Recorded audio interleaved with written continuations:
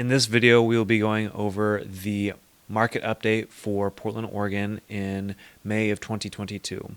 We'll be asking ourselves what's happening on with rates, what we should be expecting in the future, and whether or not we are moving towards a recession or at least some sort of downward pressure on prices in Portland.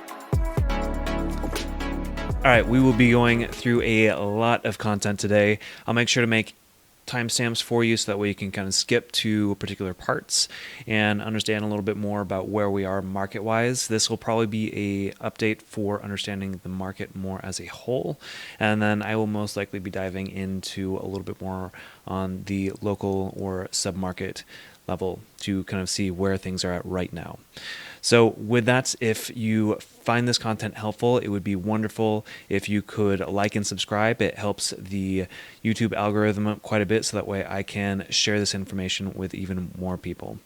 Now, let's dive into one of the bigger factors here is rates are going up. Now, this is something where if we look just within the past few months, we've seen a huge spike in terms of these interest rates. Now, these interest rates have definitely gone up very quickly, and it has scared a lot of people. And to give you some historical context, if we kind of spread this out, or not spread this out, but look a little bit further out, you'll notice that these rates are actually pretty close to where 2018 was in terms of how high they've come. And if we're looking on an even bigger scale, let's say that we're looking at the 2008 crash, right before the rates got to about 6.52%, looks like at the height for the 30-year mortgage. So again, one of those things where the main reason why we have interest rate hikes in the first place is to curb inflation. Now, this is one of those things that the Federal Reserve typically uses in order to decrease inflation, and essentially is a way to put a brake on the economy so that way it doesn't spiral in terms of having the price of goods go up quite a bit. So you'll notice here that we are at about 8.26% inflation. The goal of the Federal Reserve is typically to hit about 2%. So the reason why these rates have increased so dramatically is so that way they can combat this dramatically. So you've already seen those rates increase pretty dramatically, and we'll see I believe either 4 to 6 other rate hikes throughout the year. And what this is doing is that it is going to be putting a lot more pressure on the affordability of buying a home. So things that used to be fairly cheap are now going to become more and more unaffordable, especially with the price of homes continuing to go up and the interest rates, so that monthly mortgage payment is going to become a little bit more unaffordable. Now, this is done on a quarterly basis. I pulled this data from the RMLS, which is the local multiple listing service, and you'll notice that our affordability, so 100 is essentially hitting that break-even point. The higher the number, the more affordable things are, and once we get below the 100, that's when it becomes less affordable. So we are hovering at about 104 with the rates going up as fast as they are. I have a feeling that they will continue to go up or decrease. The affordability will continue to decrease. And I've seen stats that about 15% of the first-time homebuyers are basically going to get squeezed out of the market or priced out of the market. So one of those things where if we are going to continue seeing price increases and you've been waiting on the sidelines, then you will probably have to wait even longer if you wait for too long, which is kind of up to you, and make sure that that's something that is you talk to your partner or understand kind of like the long-term financial issues of that. So something to just kind of keep in mind. And then some of the things that I do want to bring up is just kind of the crazy appreciation we've had and kind of putting this in perspective. So last year, we have this 2021. So we saw 15.7% changes or 15.7 and 15.8% change. So this is a huge jump in price. We're typically looking at either a 3 to 5% change on a normal or more sustainable path. So for us to basically triple that, double or triple that, that is something that is not very sustainable. So what this will do, especially within the Portland market, is that it will kind of cause a slowdown to a more sustainable route. So we've just been in an area where there's just not a lot of inventory, even though we've sold a lot of homes. So with that, we'll kind of jump to the fundamentals of the supply and demand. So with that, we've kind of talked about the affordability, and when it comes to demand, we still have a lot of people coming here. We're still seeing a large influx of people. On top of that, we're still having a lot of people stay here as well. We rank about 7th, 81.9%. So just something to kind of keep in mind. And then if we look up how many people we've retained, you'll notice we've primarily been in the positive. So we are still seeing an influx of people coming. So we still have the demand there. On top of that, we have a lot of buyers that are moving into the home formation years. And this is typically the time frame where you're going to be wanting to buy homes, or typically there's a correlation between the people wanting to buy homes. So we have a large population coming here. We have a large population here who's wanting to stay here. And we have a large population that is wanting to buy homes. So this is another thing that will drive demand. And as we look at this, we're also going to be looking at the kind of cost-benefit analysis between renting and buying.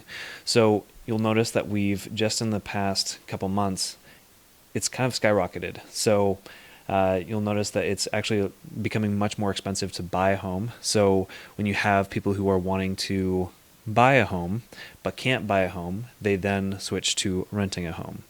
And what will happen is that once they start really switching to wanting to, or having to need to rent a home instead of buy a home, is that those prices will start increasing more dramatically. This is something that happens a lot in recessions. When people can't even buy a home, they will then go rent a home, and then it drives rent prices up. So we kind of writing off the end of the 2008 crash, we had about 5.3 months of inventory. To actually move into a buyer's market where sellers are competing for buyers, we have to hit 6 months of inventory. And to go from 0.8 months to 6 months of inventory, that's going to take a lot to make that happen. We're at 5 days. That is really low. And kind of closer to the 2008 recession, kind of coming off of that in the February of 2012, we were at 101. Something to kind of give you a little bit more perspective for days on market is that, let's say that in 2009, looks like we kind of had 2009 to 2011 were kind of major areas where we were at 143 to 141 days on market. So that's the average time.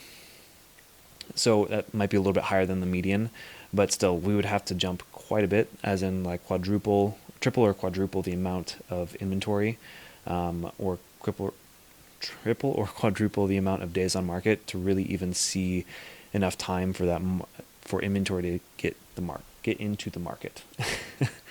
One of the things that I also want to kind of note is that we had a lot of sales, and people are saying there's no inventory, there's just nothing out there. And even though that was true in the sense that we didn't have a lot of inventory, we still had record amounts of sales. So in 2021, we still had quite a bit. And as you kind of notice, if we're looking at the 2022 or 2021, you'll notice that we still had quite a bit of sales close. So we'll see how this year pans out, but we will still probably see quite a bit of sales close, but it will curb down a little bit, my guess is. Now, there's kind of three major things that need to happen in order for us to get more inventory. One is whether or not we'll have a bunch of foreclosed on homes or REO homes. And this is highly dependent on how many delinquencies we have. And typically we'll be able to see that out up to about 60 to 90 days out and see whether or not that we're seeing an increase in delinquencies. As of right now, we are not seeing a lot of delinquencies. So again, we're not getting as much inventory into the market because of the lack of delinquencies. Now, the second major thing is going to be the new construction. We just don't have a lot of inventory. So this is new construction versus new or existing. We're not seeing a large buildup of permits or a large amount of permits coming through either. So we would have to see quite a bit of new inventory coming on that's new construction, and we just don't have that. One of the major things with Portland especially is that we have an urban growth boundary.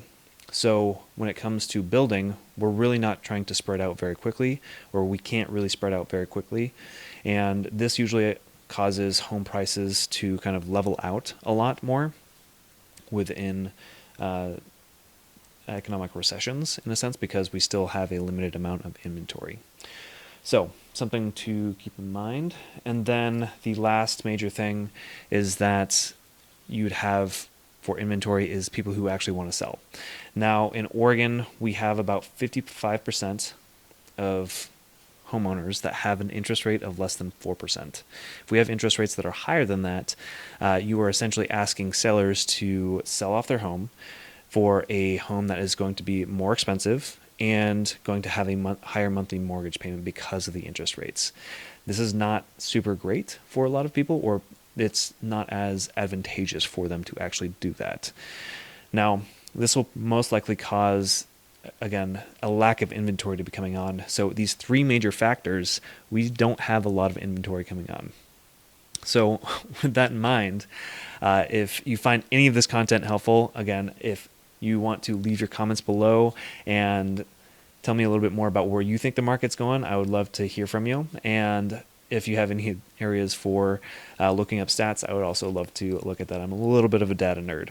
So overall trends, to summarize things, is that we will most likely see a increase in interest rates as we see the inflation rate continue to rise. And as it goes down, we'll most likely see leveling off of rates, or kind of we'll have to see what the Fed does.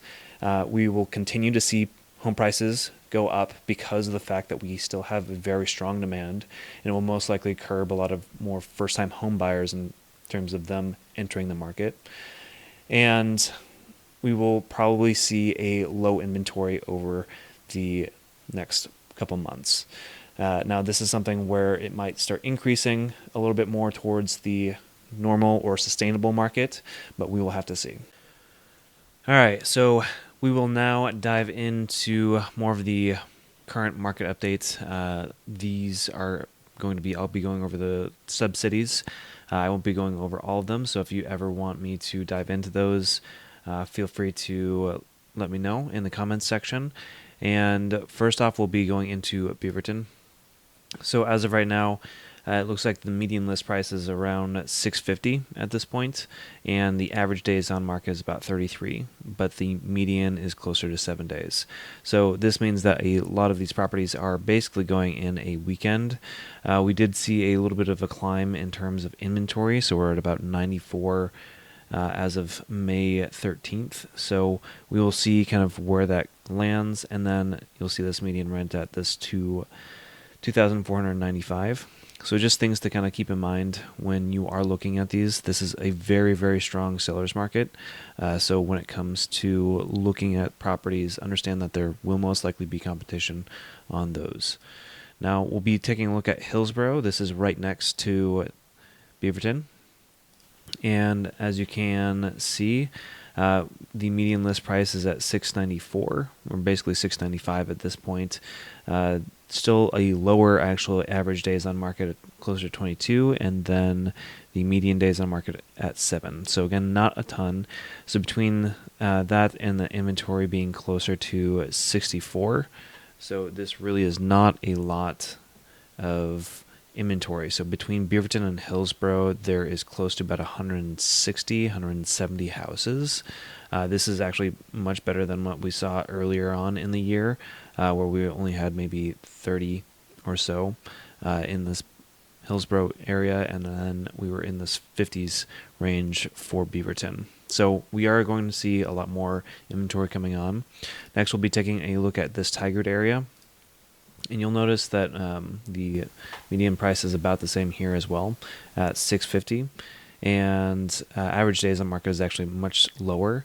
They actually don't have quite as much inventory as the Beaverton Hillsboro, but again, a little bit smaller area, and we're starting to see that it's still very, very competitive. So it's gotten a little bit better since last month. You can kind of see this slim little sliver.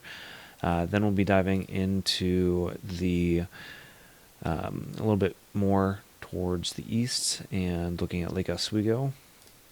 So this is just going to have a much different price range. Lake Oswego is going to be closer to the 1.5 million, and here we're going to see a little bit more inventory along with a little bit more days, median days on market, and then also average days on market. And you're just dealing with different price points here.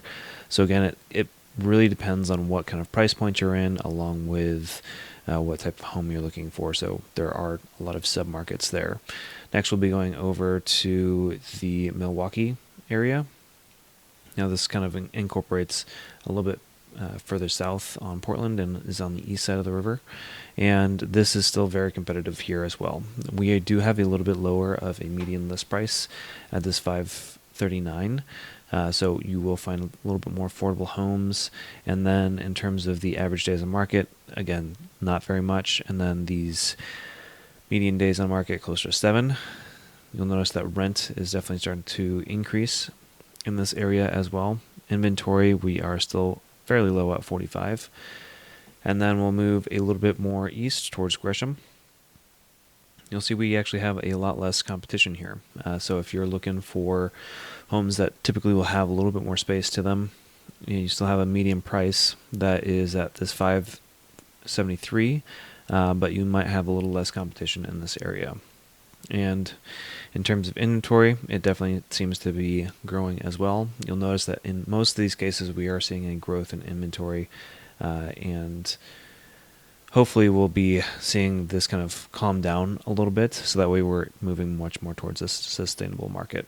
Let me know if you have any questions on this, and I'd be more than happy to answer or give you any more information that you need. If you found any of this content helpful, it would be wonderful if you could like and subscribe, and thank you so much for watching. You can always reach out to me if you have any other questions.